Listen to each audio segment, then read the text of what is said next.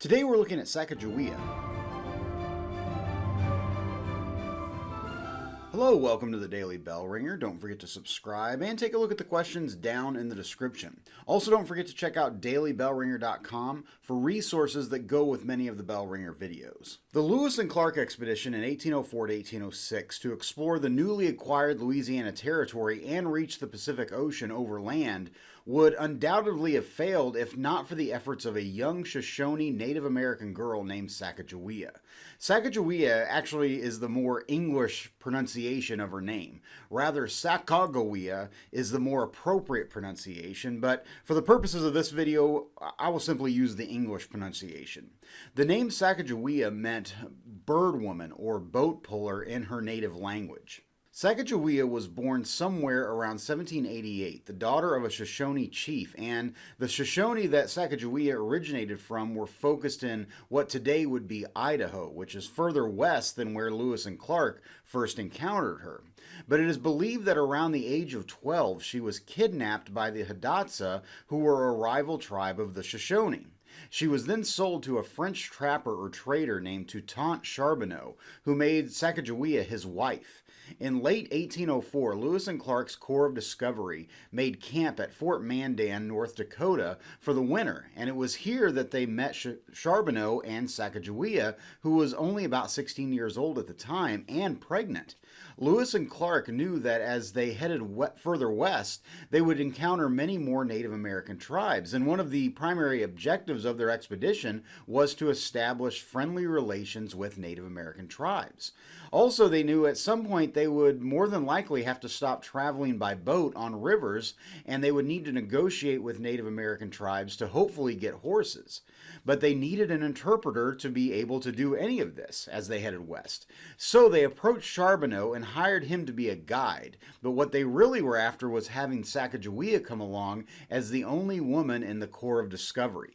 Now, there are several reasons why they wanted Sacagawea. Of course, first to be an interpreter, but second, they had heard that she was part of the Shoshone tribe, which was further west, so she would have some knowledge of the geography of the land to the west. And lastly, having a woman as part of the group was a sign of peace to many of the tribes that they would encounter. As the group prepared to leave Mandan in early February of 1805, Sacagawea gave birth to a son, Jean Baptiste Charbonneau. So now she would be traveling on the expedition, carrying and caring for a newborn baby.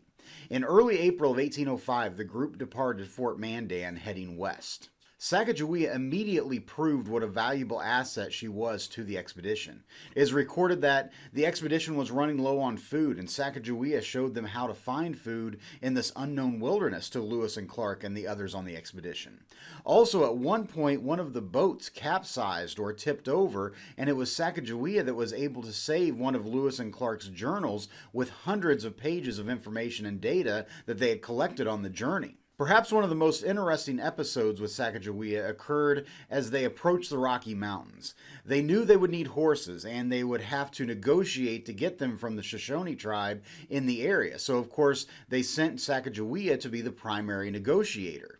So Sacagawea goes off to meet with the leaders of the Shoshone in the area, and as they began to talk, Sacagawea realizes the leader of the Shoshone that she was negotiating with was in fact one of her brothers that she had been separated from when she was kidnapped. So they basically have this big family reunion, and of course the Shoshone agree to help Lewis and Clark and give them horses, and the expedition successfully gets through the Rocky Mountains. Sacagawea, Jean Baptiste, and Charbonneau all made it to the Pacific Ocean with Lewis and Clark in November of 1805. They spent the winter at Fort Clatsop there at the mouth of the Columbia River as it reached the Pacific Ocean, and then they began the return journey in late March of 1806. They traveled with the expedition all the way back to Fort Mandan where they had first met, and it is there that Sacagawea, along with her son and Charbonneau, remained as Lewis and Clark traveled back to St. Louis. Now, here is where history gets a little fuzzy as to what exactly happened after the expedition. Records indicate that in 1809, Sacagawea, Jean Baptiste, and Charbonneau traveled to St. Louis. Now, there's some that believe that Sacagawea was not part of that trip.